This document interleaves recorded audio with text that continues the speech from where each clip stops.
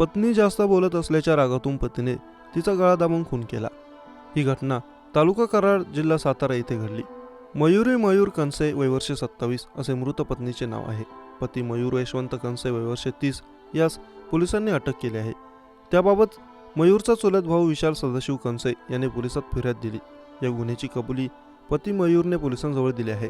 याबाबत पोलिसांनी सांगितले की कराड तालुक्यातील विंग येथील मयूर कनसे याची मयुरी यांच्याशी 2018 मध्ये लग्न झालं होतं। त्यानंतर एकाच वर्षात त्यांच्यात वाद सुरू झाला। घरातील लोकांशी पटत नसल्याची मयुरीची तक्रार होती। त्यामुळे मयुरीचे नेहमीच घरातील लोकांसोबत खटके उडत होते।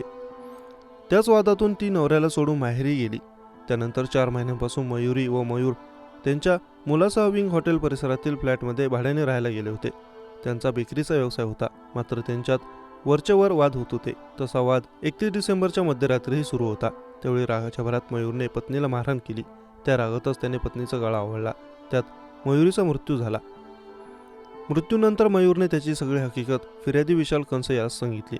विशाल कनसे यांनी दिलेल्या फिर्यादीनुसार काल मध्यरात्री मयूरने फोनवरून सांगितले की त्याने मयुरीचा गळा आवळून खून केला आहे। ती खूप बोलायला लागल्याने मी तिचा गळा आवळून खून केला, अशी माहिती विशालने पोलिसांना सांगितली। त्यानुसार मयूरवर पत्नीच्या खुनाचा गुन्हा दाखल करण्यात आला। मयूरचा फोन आल्याने विशाल त्वरित तेथे पोहोचला।